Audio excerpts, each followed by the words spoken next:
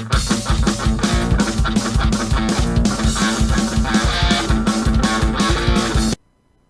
aí pessoal, tudo bem com vocês? Sejam bem-vindos a mais um vídeo aqui do Super Acadêmico. E hoje continuando com nossa playlist do Mircea Eliade, o Sagrado e Profano, que vocês já estão acompanhando aí, eu acho, né? Espero que esteja acompanhando. Essas playlists é para você que está acompanhando cada pedaço, cada capítulo do livro e os comentários que eu faço. Antes de começar, não se esqueça de se inscrever no canal, dar like no vídeo, compartilhar e comentar. E antes da gente começar de verdade, veja aí o spot para você escolher se quer ou não apoiar o canal no Apoia-se. Vamos lá. Deixa eu interromper aqui o conteúdo de vocês só um pouquinho para lembrar que você pode apoiar o canal Super Acadêmico agora, indo aí na descrição do vídeo e apertando em Apoia-se, no link do Apoia-se. Vá lá na nossa comunidade e clique lá para apoiar a partir de R$1. Agora, se você tiver um pouquinho mais de disposição e apoiar a partir de R$60, você ganha como recompensa um dos meus livros. Um desses livros aqui, à sua escolha. São 5 livros possíveis que eu posso mandar para você direto da editora. Tem o Em Busca da Verdade 1 e 2, que você pode pegar. Tem o Antropologia Filosófica, na Notas de Aula. Tem Num Quarto Escuro no Palácio da Alvorada. E tem o Novembro de 2019 de Lula da Silva. Qualquer um desses livros à sua escolha. É só apoiar a partir de R$60. Com esse apoio e junto com os outros apoios que a gente já está acumulando no canal, a gente vai conseguir melhorar ainda mais os conteúdos do canal. Agora vamos para o conteúdo do vídeo. Valeu! Então, vamos hoje para a nossa, acho que é quarta ou quinta, acho que é quinto vídeo da playlist.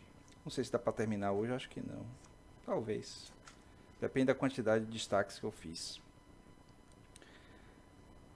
Eu estou atualmente, além de lendo o História e Filosofia Cristã, né, que vocês devem estar acompanhando na playlist que sai toda sexta-feira, que aí é bem mais longa, né, já está no episódio, né, no vídeo 24, 25. Eu estou lendo um livro bem interessante de uma colega minha, Diplomas e Decás. É um livro que fala sobre a pesquisa dela de doutorado sobre pessoas de classe média adeptas do candomblé aqui em Salvador, na Bahia. Estou no comecinho ainda, bem interessante. Acho que vai dar uma resenha bem legal para vocês aí que são curiosos desses temas de antropologia, sociologia, cultura, religião.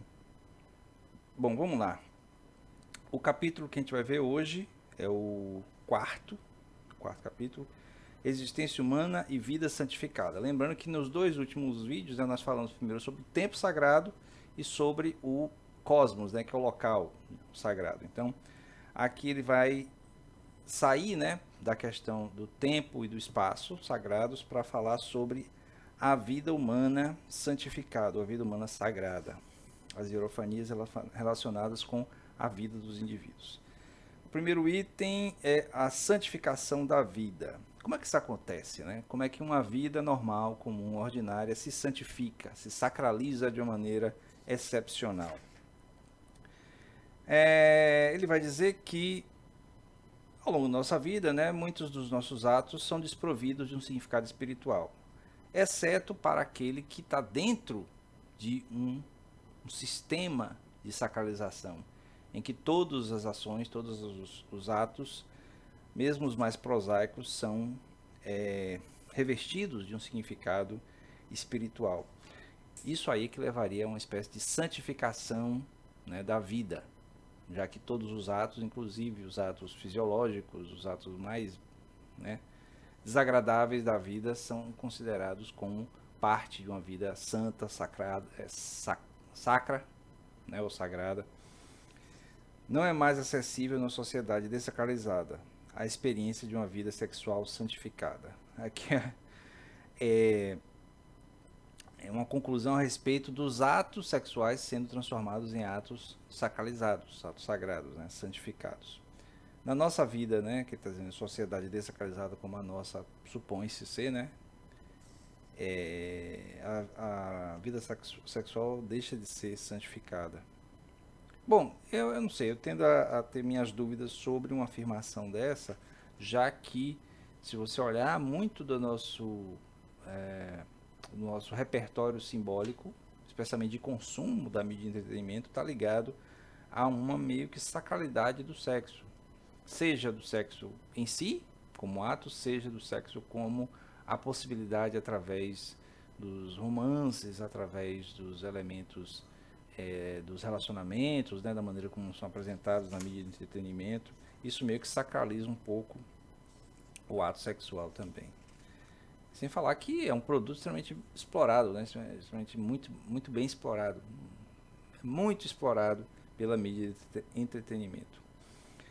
Aí depois vem o item chamado corpo, casa, cosmos. Você vê que está migrando da questão do cosmos como local, espaço grandioso, para o corpo como cosmos. Habita-se o corpo da mesma maneira que se habita uma casa ou cosmos que se criou para si mesmo. Então é a questão do... tem um dizer popular que meio que reflete um pouco essa afirmação aqui dele, que é seu corpo, seu templo, certo? Então, o corpo visto como um templo, você vai sempre habitar nele, já que é seu corpo, pensando na preservação e no respeito, né, dele como algo sagrado. Seria, por exemplo, alguém que se dedica a uma vida vegana, né, a uma vida sem nenhum tipo de entorpecente, uma vida totalmente limpa, digamos assim. Muitos dos elementos sagrados, sacralizados relacionados ao corpo na religião hindu tem a ver com limpeza, com pureza. No islamismo também tem essa coisa, né, da pureza em relação ao local sagrado, mas aí em relação ao corpo também, né? E bom, várias experiências sagradas têm a ver com essa coisa da purificação, da limpeza do corpo, por uma questão de tornar, né, de ver o corpo como algo sagrado. A habitação de um homem moderno perdeu os valores cosmológicos. Também seu corpo foi igualmente privado de todo o significado religioso ou espiritual. Bom, eu concordo, né, que nosso corpo na vida cotidiana, moderna, urbana, não tem muito de sagrado ou espiritual, né, religioso ou espiritual. Mas, novamente, é o locus onde a gente habita, né? Se você acredita nessa coisa de separação de alma e corpo, né? Onde a alma está. Então, teoricamente, para você manter bem, é preciso cuidar, no mínimo, cuidar, né? Mesmo que você não considere sagrado. A passagem pela porta estreita, deixa eu ver se eu fiz algum destaque aqui nesse item. Não. Então, ritos de passagem, isso aqui é mais interessante. Então, os ritos de passagem em relação ao corpo são muitos, né, são variados nas diversas culturas, mas o interessante é que cada rito desse meio que demonstra algum aspecto dessa sacralidade do corpo em direção a uma ascensão, digamos assim, de menor sacralidade para maior sacralidade. A morte com passagem, cerimônias funerárias, são consideradas passagens. Então, veja que os rituais relacionados com a morte são rituais de passagem. E funcionam muito bem para os vivos, inclusive, né? A principal função do ritual funerário, a gente pensa que é o fim da vida, mas não, o ritual funerário é para os vivos e não para os mortos. Homenageia-se um vivo por causa da memória que os vivos... Homenageia-se um morto por causa das memórias que os vivos têm a respeito do morto, e não para o morto mesmo. O morto está morto, então supostamente ele não pode participar do próprio ritual funerário. Aí fala também da união sexual oficialmente e fala do nascimento e do casamento. Então, no caso, união oficial, sexual oficial seria o casamento e o nascimento. Então seriam 3 momentos de existência do corpo, né, da pessoa, do indivíduo, do ser humano, em que há rituais de passagem, rituais que santificam ou ressantificam ou resgatam a santidade do corpo. Um seria na morte, outro no casamento, outro no nascimento. O homem das sociedades primitivas não se considera acabado, nem a gente, tal como se encontra ao nível natural da existência. Para se tornar um homem propriamente dito, deve morrer para esta vida primeira, natural e renascer para a vida superior, que é ao mesmo tempo religiosa e cultural.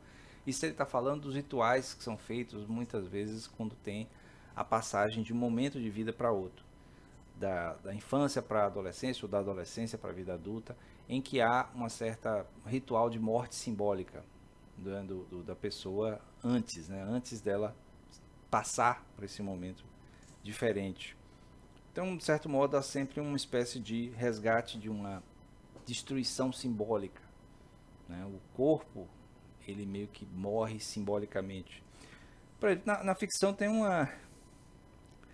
Na ficção, na mídia de entretenimento, tem um exemplo bem interessante desse negócio, dessa passagem por uma morte simbólica para um novo momento, que no filme Pantera Negra, né? Se você não viu ainda, eu recomendo que veja, né? É um filme bem legal. O primeiro, né? O segundo é meio complicado, mas ainda tem alguns elementos relacionados com isso. Mas o primeiro porque tem um momento em que o T'Challa, né?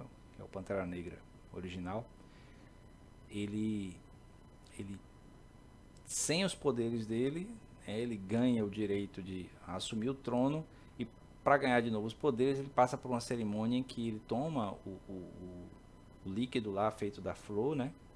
Que é uma flor que está relacionada lá com o metal lá. O metal super poderoso lá da nação de Wakanda. Eu não me lembro o nome da flor. O metal é vibrante, todo mundo sabe, eu acho. Aí o T'Challa ele toma o líquido e aí ele é enterrado, certo? Os sacerdotes lá enterram ele numa terra avermelhada e durante aquele momento ali, aquele período ali, ele meio que faz uma viagem mística para a terra dos antepassados, onde ele encontra inclusive o pai dele que tinha morrido, né?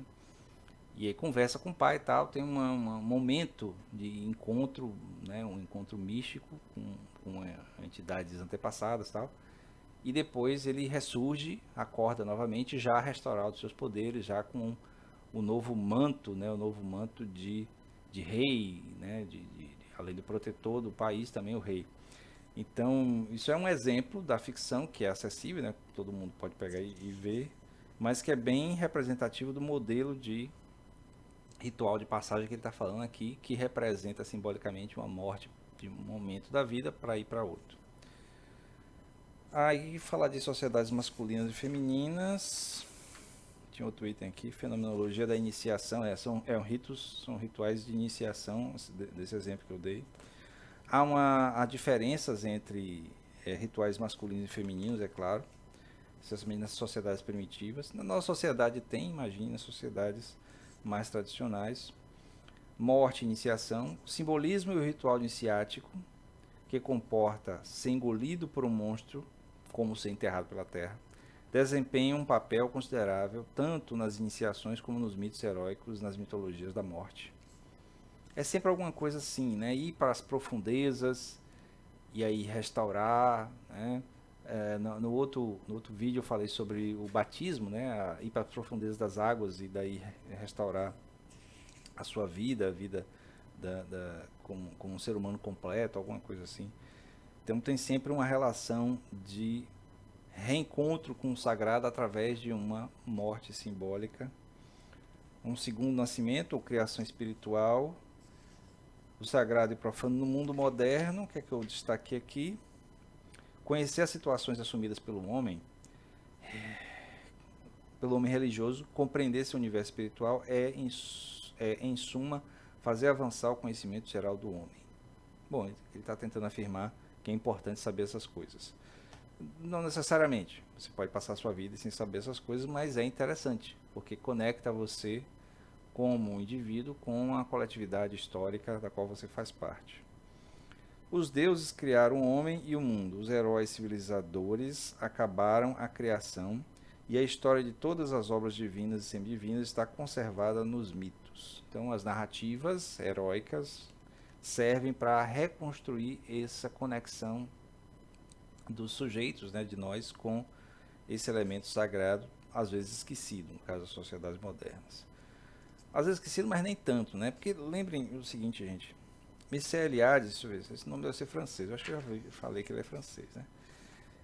Ele viveu numa sociedade, digamos assim, em que esse modelo de pensamento moderno é hegemônico, é predominante, certo? Então há uma certa perda dessa coisa mais mística. Nós vivemos aqui no Brasil, especialmente aqui onde eu vivo, Salvador, Bahia, uma sociedade que, apesar de fazer parte do mundo moderno, tem muitos aspectos de valorização desses elementos místicos, né?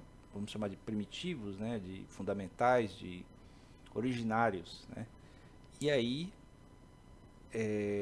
talvez seja mais familiar para a gente lidar com essas questões do que um intelectual francês. Então, talvez fazendo essa separação tão grande entre dois mundos não seja muito viável para a gente. O homem moderno, arreligioso, assume uma nova situação existencial. Reconhece-se como o único sujeito e agente da história e rejeita todo apelo à transcendência.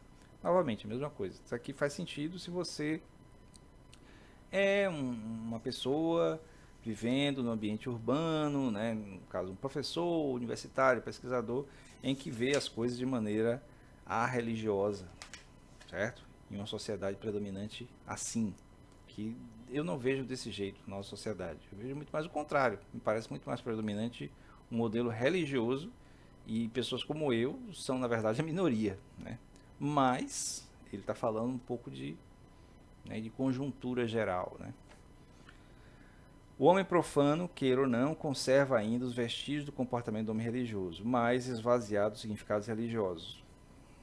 Talvez esvaziados, totalmente esvaziados, eu não diria. Mas sim, a gente é muito de reproduzir os rituais sem se preocupar muito com os sentidos, com os significados.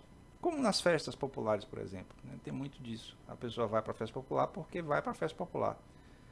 Mas aquela festa popular é uma representação ritualística de algo sagrado antigo, né? Mas ele está ali, né? Então ele está participando de certo modo, apesar de esvaziar do significado. Mas, como eu falei, depende, né? Não dá para generalizar isso para uma sociedade inteira. O homem religioso no estado puro é um fenômeno muito raro, mesmo na mais dessacralizada das sociedades modernas. E realmente é alguém totalmente desprovido de sacralidade, de relação com o sagrado, seja até a própria ciência como algo sagrado, é muito difícil. Vai dar para terminar o livro hoje, legal. A lógica do consumismo e o sentido escatológico. Então, a busca de um sentido finalístico, né, de revolução, de transformação, ele cita aqui o Marx, inclusive, haveria na lógica do consumismo algo disso, né, algo de reproduzir constantemente através do consumo esse reencontro consigo mesmo. Então haveria um sentido escatológico na coisa. Eu marquei aqui a palavra justo e Marx também. Talvez. Sim, acho que eu lembrei. Que é muito do apelo da teoria de Marx, de Karl Marx, para a transformação social, né? A transformação do capitalismo num sistema mais justo, socialista e tal. Tem muito desse aspecto escatológico, que é muito da mitologia. É de dizer que vai haver um momento de grande transformação em que tudo vai mudar, tudo vai melhorar. Então é muito do apelo, é um apelo místico numa narrativa que é não mística, que seria a narrativa do marxismo, né? Dessa grande transformação a partir do momento em que houvesse esse encontro, esse reencontro das classes dominadas, um reconhecimento de si, uma consciência de classe que levaria a uma transformação. O nudismo e os movimentos a favor da liberdade sexual absoluta, ideologias nas quais é possível uma nostalgia do paraíso. Então ele está identificando também esses movimentos, como os hippies, por exemplo, e essa conexão com a natureza e tal, como sendo nas sociedades dessacralizadas, né, como ele diz, esse resquício de conexão com a natureza, conexão com o sagrado relacionado com a natureza. Como eu falei, alguém que é vegano, que é totalmente dedicado àquela cultura vegana, né, de não se alimentar de nada vivo, tá, essas coisas todas. Nada vivo não, de nada que nada que tenha rosto, tenha sentimento. Bom, se alguém é vegano aí, me corrija aí. Eu realmente não conheço. Estou citando apenas como uma ilustração. Em que sentido o homem religioso das sociedades modernas é ainda alimentado e ajudado pela atividade do seu inconsciente, sem que por isso alcance uma experiência e uma visão de mundo propriamente religiosa?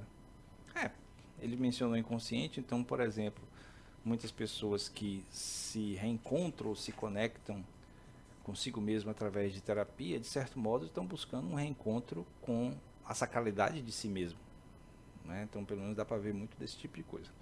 Então, concluímos aqui o livro. Então, esse foi o último vídeo da playlist Miceliário Sagrado e Profano. Eu espero que vocês tenham gostado. Gostaria muito que vocês fizessem mais comentários, né? Tem tido poucos comentários, apesar de ter muitos inscritos. O canal está tendo mais de 10 inscritos por semana. Depois que a gente passou de 1000 inscritos, né, tem sido de 10 em 10 assim agora. E aí a gente já está chegando, já passou de 1050 e já passou de 3.000 horas também na audiência, né? Então, assim que a gente chegar a 4.000 horas, aí o canal começa a monetizar também. Provavelmente vai ser muito mais sugerido pelo próprio algoritmo do YouTube para as pessoas, já que ele acaba ganhando também. Mas eu espero que você aí, né, a audiência, a pessoa que está assistindo, comente, compartilha, se inscreva se não está inscrito. Eu vi também recentemente que 80% das pessoas que assistem os vídeos do canal não estão inscritos. É interessante, né? Quer dizer, você provavelmente é uma das pessoas, é mais provável que seja uma pessoa que esteja vendo o vídeo, talvez até gostando, mas não está inscrito no canal. Pode ser alguém que não tem uma conta no Google, né? Já que para se inscrever precisa de uma conta no Google. Mas, bom, o importante é que a palavra, né, o conhecimento está sendo transmitido e se puder, apoie o canal, né? Dê uma olhada aí no Apoia-se, no nosso link aí logo no primeiro da descrição do vídeo. Clique lá e veja se você quer ou pode apoiar o canal, certo? Valeu, até o próximo vídeo.